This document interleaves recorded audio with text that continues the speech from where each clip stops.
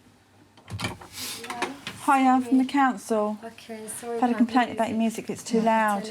It's your bass mainly. I've got 2 chaps here that are filming on behalf of Sky. No, sorry. No, it's all right. That's fine. So it's Just make sure the music's turned down, please. It's mainly the bass, it's not the volume of the music that you can hear. It's just literally boom, boom, boom. And it's quite common in all the noise calls that we go to that it's the bass. As Gary and Amanda turn down the volume in Lewisham, there's a party in Ipswich that's due to start. Come on, Cedric. Come on, Cedric. Let's rock and roll! I'm trying to battle this cold, and there's no turning back because a lot of people are waiting for me. Luckily for his fans, Cedric proves he's a trooper and heads out for the gig. But in Lewisham, there's one show that cannot go on. Hello, yeah, it's Mr. Madigan from Lewisham Council. Amanda and Gary are heading for a noisy party and a distressed neighbour. Jesus, that's ridiculous. If you can hear the party from the street, what must it be like inside? With their constant partying, the residents here are making life intolerable. Has it been quiet all night since they've been out? Yeah. It's got bass in it. The bass is always on. Yeah. It reverberates through the whole house. No. Some have come in and gone out. I am registered disabled, so all I really want is for a peaceful life. You know, it's just ridiculous. See what I mean? This has been going on since he split up with his girlfriend. Yeah. 24th of January. Yeah, you can feel that in your feet. Yeah, the whole house vibrates. You know, it's just ridiculous. How can they expect people to sleep like this? Yeah. Yeah, they obviously don't care, do they? No. OK, well, we'll do something about his attitude and obviously what you're experiencing here. I mean, I can feel the vibration from my feet as I'm standing here talking to you. I'm now suffering from depression because my GP's put me on antidepressants because of all of this. OK, and how does the noise affect you sleeping-wise? I don't sleep. OK, let's see what we can sort out for you. Thank you very much. That's all right, it's no You're problem. welcome. Sorry for the intrusion. That's fine. I'm going to end up topping myself, I think. I really am. It's just getting beyond a joke. Amanda. It really is.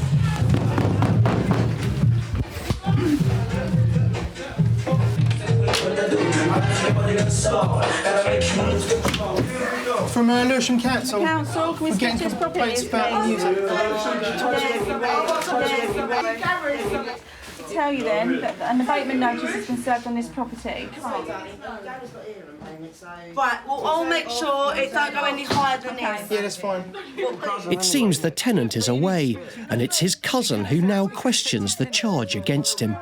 The music's not even that loud. Yeah, it is. Loud. It's not now, it's off. Yeah, but is it that loud? Yeah, it was, yeah. Well, how loud? Very loud. Did you record the decibels? We don't need to. We don't use the noise out. Alright, it's off now. Yeah, that's fine. That's lovely, yeah. Right, we're going then. Right, thank you. Noise down. In the end, it's mission accomplished, for the time being. Amanda and Gary head back to the office and try to make sense of a difficult night's work. I don't think people realise what they're doing and what they're creating in terms of a nuisance and how they're affecting other people. I think a lot of people, when they think of noise officers, they think that we just like to stop parties for the sake of it, for the fun of it. But when you see a lady like the one we've just been to, who's actually suffering, and you've been in and you've actually heard the noise in there yourself, it's just nice that you can see it from the complainant's point of view rather than just us telling people to turn their music down. In Ipswich, Cedric makes a last-minute appearance. Hey! Hey, Cedric! What time do you call this? Yeah, I know I'm very late, guys. And wastes no time making his presence felt. Yeah, guys, how are you? Yeah. All right. Are you ready? Yes. Steady, Cedric. It's not just your mood that's infectious. There's a lot of people, you know, and come to support, and I'm really happy. It's great. It's wonderful inside. Everything is, yeah.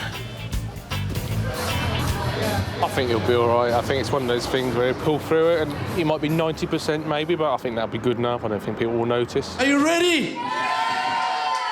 Are you sure? Okay. Oh. Woo! Oh. Come on. I met this lady. She looked so wonderful. Whoa. And then she say hello. I can hardly speak. My heart is beating so. As we start to make our fast move. Oh. But what does Cedric's most discerning critic make of it all? I think he's doing really, really well. It sounds amazing for some bloke who works for the council.